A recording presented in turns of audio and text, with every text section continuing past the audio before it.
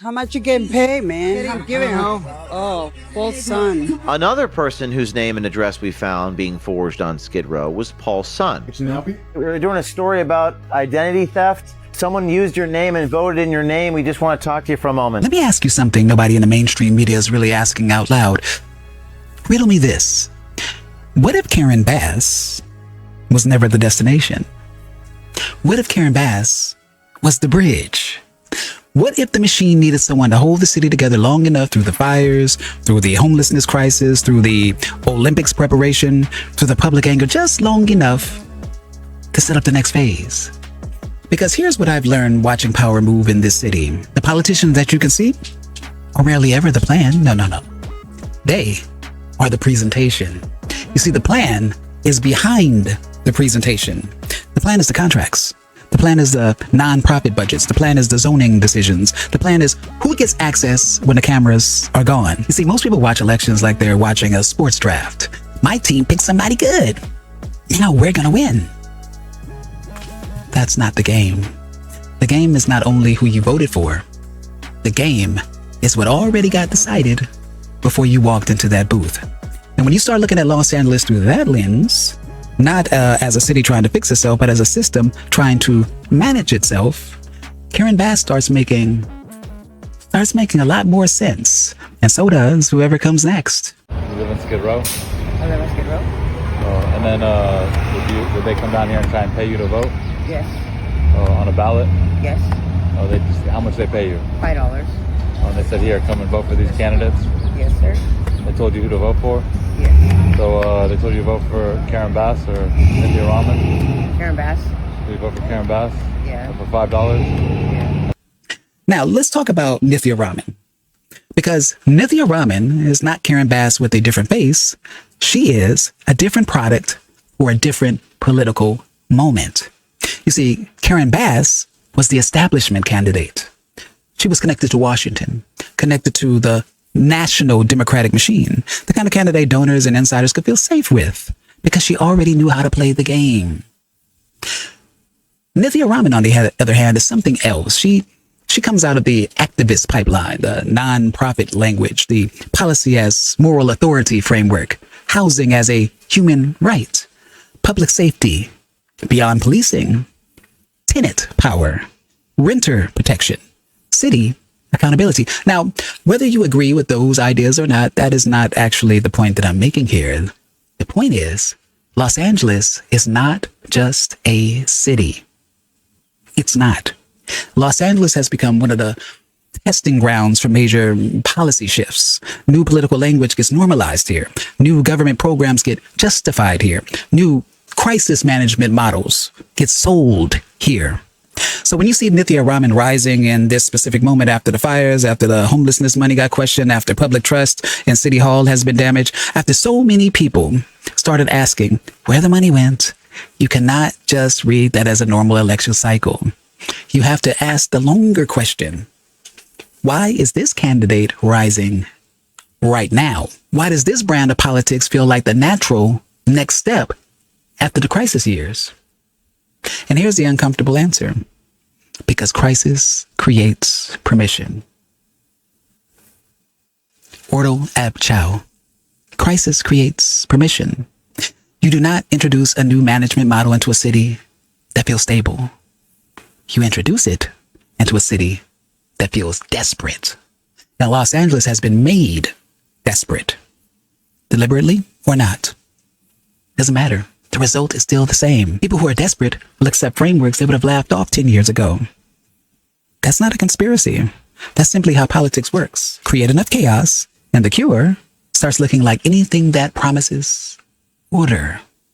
So who do you think these people are with the ballots? Are they like political? They're working for political parties. Yeah. They are. They are. That's obvious. Or for like Democratic parties or for who do We you don't think? ask and they don't You don't tell. ask and they don't tell? But we know that they got to answer to somebody by what they said. Don't fuck it up because it's not authentic. I don't want to have to scratch it out. And don't let your signature look like the other signature. Can you use your other hand or can you write with your foot or your nose? I'm serious. They ask you to do that? Yeah. So this brings me to the core thing I want to talk about. Most people vote for relief. Most folks are tired. They're frustrated. They're scared. They're watching the rent go up. They're watching their streets fall apart. Their neighborhood shift under their feet. And then somebody gets on stage and says exactly what they need to hear. So they vote. And then something strange and predictable happens. The politician delivers a sliver of what the voter wanted. Just enough to say, I tried. And then delivers everything else to people who were never on the ballot. You voted for affordable housing. The developers got the projects. The consultants got the studies. The nonprofits got the grants. And the units got built at prices that make regular people ask, who is this really affordable for? You voted to address homelessness. Homelessness became an industry, and the people outside are still outside. You voted for safety reform. They renamed the program, reshuffled the agencies, created new models, and somehow the same neighborhoods still feel and are unsafe. You voted for accountability. City Hall investigated itself. City Hall explained itself. City Hall protected itself.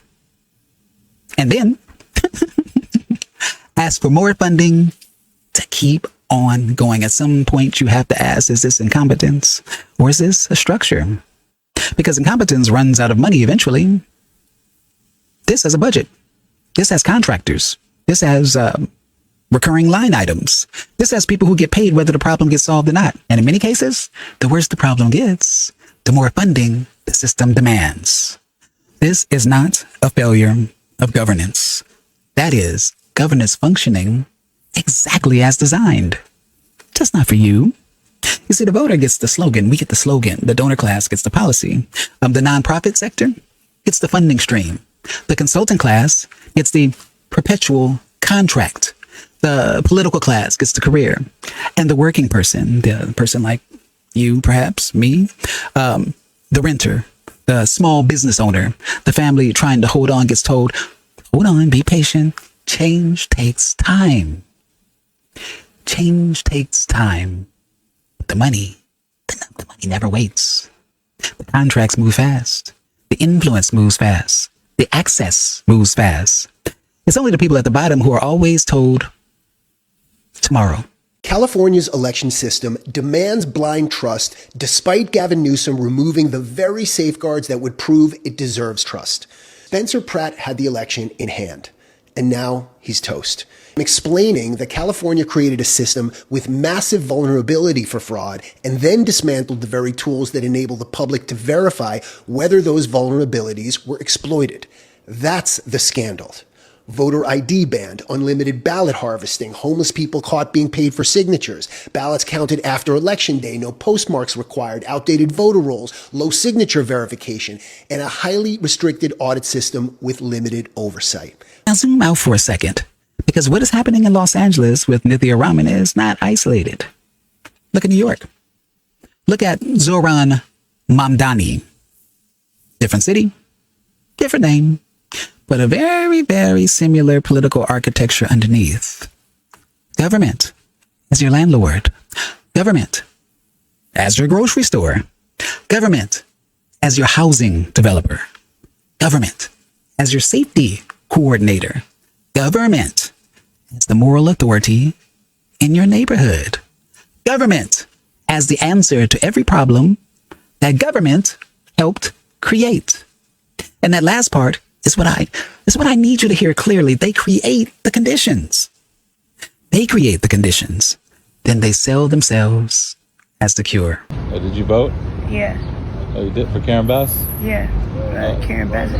Right. That's her last name, Bassett? Karen Bass, yeah. Or Nithya Raman? Karen. Karen? They told you to vote for Karen? Yeah. They had to sign a little thing. And how much they pay you? It's like $2. $2? Oh, to sign off on a thing to vote for her? Yeah. And so they do this for everybody out here? Yeah, they come out here all the time. Oh, they just get everybody to vote out here, huh? Housing becomes unaffordable after decades of bad decisions. Broken planning, political favoritism, supply problems. Then what is the answer? More government involvement in housing. Public safety. Public safety deteriorates after years of policy drift, political games, and weak leadership. Then the answer is, ding! Ding, ding. New public safety model managed by the same political class. Homelessness. Homelessness explodes after failed housing policy, after addiction issues, mental health collapse, and billions spent with very little accountability. Then the answer is, ding, ding, more money into the homelessness system. City Hall becomes a corruption story. And sometimes the answer is always give City Hall more power to fix corruption. At a certain point, you have to stop calling that coincidence. Because I hear a lot of people calling it coincidence. That's not even possible. You know, Karen Bass was a manager of the crisis. She held the structure. She kept the donor class comfortable. She kept the national connections warm. She carried the establishment line through some of the most turbulent years Los Angeles has seen in a generation. Nithya Raman would be something different. Not just a manager, an expansion. See, Bass says, trust us, we're fixing it. Raman says, give us more, we'll transform it. Old machine, new machine. Old establishment, new progressive bureaucracy. Old donors writing the checks, new nonprofits cashing them. Same city, same streets, same crumbling infrastructure, same working people paying for all of it. And here's the real choice Los Angeles is walking toward. It's not left versus right, not as silly. It's not even really Bass versus Ramen. The real choice is whether the people of the city are ever going to stop voting for the next version of the machine and start demanding that the machine answer for what it's already done. Because until that question gets asked at scale, until people stop walking into every election fresh, like the last 20 years did not happen, the cycle continues. The candidate changes, the language updates, the branding refreshes, but the city stays exactly where the machine needs it to stay, dependent, distracted, and grateful for whatever crumb the next slogan promises. Karen Bass may have been the assignment. Nithya Raman may have been the next phase. The folks of Los Angeles, you, me, we have a decision to make. We have to decide if we're going to keep being the audience or start being the one asking the questions that the machine does not want answered. I'm Wolf Kage, and this is Wolf Kage Los Angeles. Please watch the money, watch the machine, watch who benefits when the votes are counted and the cameras go home because the slogan fades. But the contracts last for years. Stay sharp. Don't forget to like, subscribe, and share. Till the next time. Peace.